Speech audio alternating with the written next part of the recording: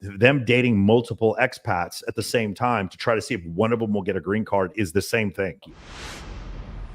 For the passport bros, if you're out there watching and you're thinking, hey, you know what, I'll just go abroad and get free and easy pussy. Well, there's no such thing as free in nature. So you will pay for it. Again, you will get attention. You will get pussy. But there's girls, and I've actually dated girls. I had a main girl a couple months ago, moved to Canada. She's playing the green card game with some guy, and she'll still send me texts and say, oh, hey, look at this song came out. It reminds me of you. I miss you. Oh, I'm coming to Mexico City for Christmas with my boyfriend. Maybe I'll try to sneak out. And you see her post the stories, and this guy knows none the wiser. So you have to be really careful if you are looking at going abroad. Yes, you have to have it together in your home country, but you also have to understand you're going into a new culture. Michael, you mentioned Colombia. I like Colombia. I have a good time there. But again, I speak Spanish. I've been there plenty of times. I don't go to those types of areas. And then most of the Colombians I date, they're usually the higher class girls. My main girl right now is a Colombian girl, and her dad's very high up in the Colombian government. I don't want to give her away. I don't want to say too much because you'll know who she is, but it's completely different experience than your run-of-the-mill girl at some, gringo club in Medellin. So guys, you really have to understand and take an honest assessment of yourself. Like, are you the man back home? And if not, you're adding additional layers of complexity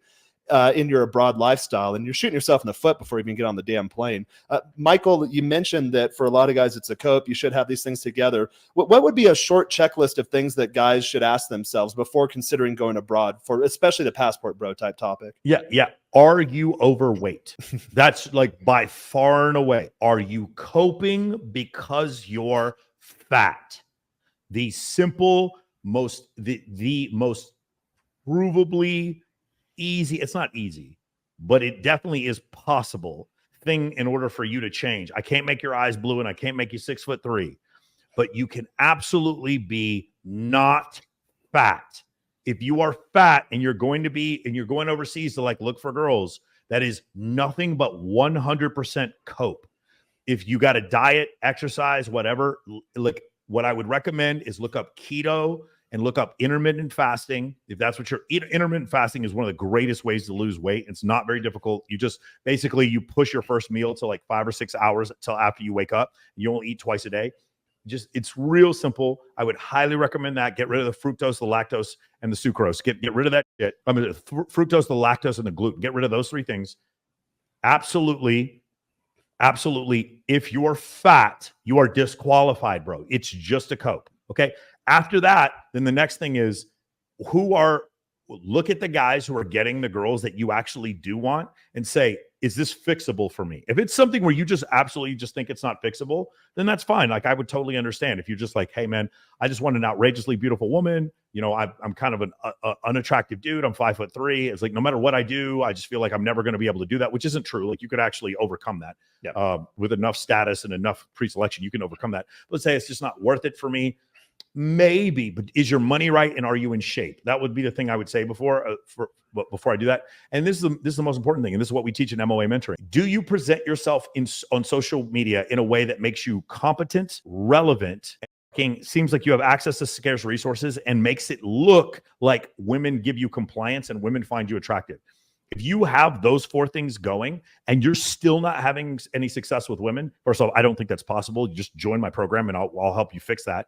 But if that's the case, then maybe I could see you doing it. But I feel like it's a cope. I just feel like there's so many better ways to do this than to get up and leave. If the idea is, Michael, I'm not actually interested in a long-term relationship. I just want to fuck as many women as possible that are attractive, and I don't care who else has had sex with them, then yes, you have my blessing. Go to another country and pay for prostitutes. But don't sit there and try to tell me it's because Western women are worse.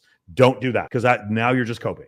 Well, then you're not doing yourself a favor in that situation either. If you're screwing around at the bottom of the barrel chicks, that's bringing your self-esteem down, and you really know at the end of the day that you're not really all that. And I say this all the time about girls too. You'll have girls, especially again where I live, you'll have girls that jump from foreigner to foreigner. You'll see her Instagram stories. She's going to the fancy restaurants, all the top Instagram spots here in Mexico City, and it's some dude. And you check out the dude, and the guy ain't shit. So she's kind of one of those lower quality type girls too. And you'll get guys that come down here, and especially in my little foreigner circle, because we're all kind of game aware, and every city abroad has like their own private game groups. So you get girls, and then we'll ask like, hey, does anyone know who this girl is? We're like, oh, not that girl. Like, be careful with that girl, because at the end of the day, she knows she's not shit. She knows that really all she has to offer is pussy, and then she'll get these experiences with the foreigners, but she doesn't know how to take it a step further and actually build what most people want, is a relationship.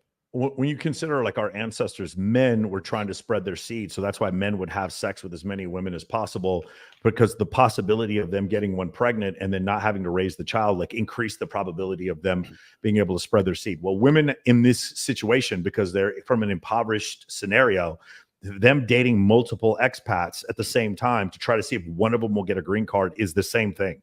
They're basically like, their personal scenario, you don't know the level of suffering and poverty that they're going through. And in order for them to get out of it, they're having to play the game. And that's why they're probably going to date multiple dudes at the same time. Well, you'll see that even in the U.S. when you go to cities like Miami.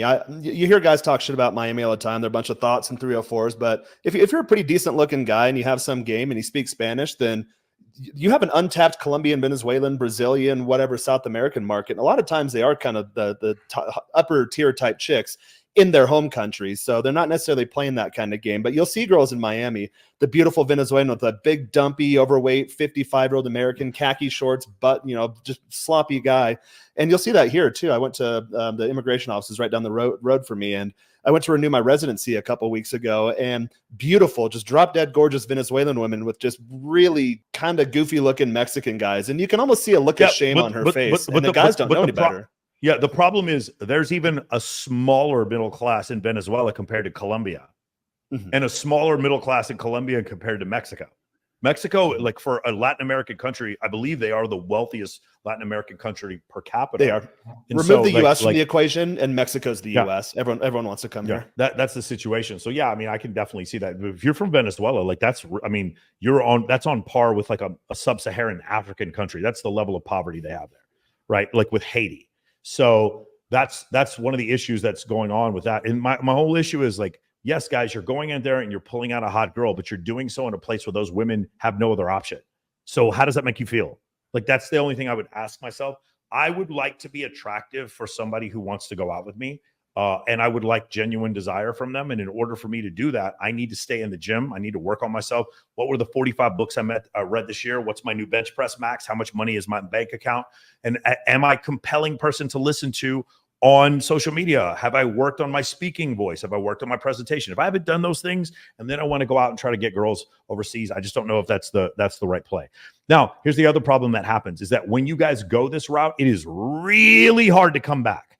If you guys have ever met a dude, any of you guys who are coaches who have ever had a client who paid for prostitutes, getting them to talk to regular women and having any patience with regular women is really fucking hard, bro. Because what'll happen is, as soon as they feel any kind of stress, they'll just run back to some hooker that they were paying previously. I actually think that this is kind of the future for Homo sapiens. I think maybe in the next 50 years, you're going to see just imagine if we have kids. I have kids that are, maybe in the next few years. By the time my kids are 16, 17 years old, there's the possibility of them buying like some AI robot that like looks like a woman and is so woman-like, like looks so much like a woman, that like guys start f***ing these robots. This is something they talk about in Ray Kurzweil's book, The Singularity is Near. There's going to be a point to where you're going to have like some artificial looking human that looks like but handles all your sexual needs. And once that happens, those people aren't going to ever want to deal with a real woman, because real women are hard to deal with. They require a lot. They're very confusing, and they push you in all different directions, and they mislead you. And if you don't meet up to their standards, they let you know that, and they're fucking mean sometimes, especially the really pretty ones. And so I think that's the future for us. It's like, so you have to figure out right now, do you want to be a higher tier man that is attractive to women? I'll tell you, it's fun on this side. I would recommend it. All of you should give it a try. Or is it one of these things where you want to give up and take yourself out of the mating market? Chris Williamson did, he did a video the other day. 50% of the men are taking themselves out of the dating market. Why is that happening? And, you just see this stuff, and it's like I understand that it's disparaging for some people. I'm not really that fascinated with the idea of being a passport bro. What I am fascinated with is like what happened to us from a socioeconomic standpoint that caused this phenomenon to become so prevalent.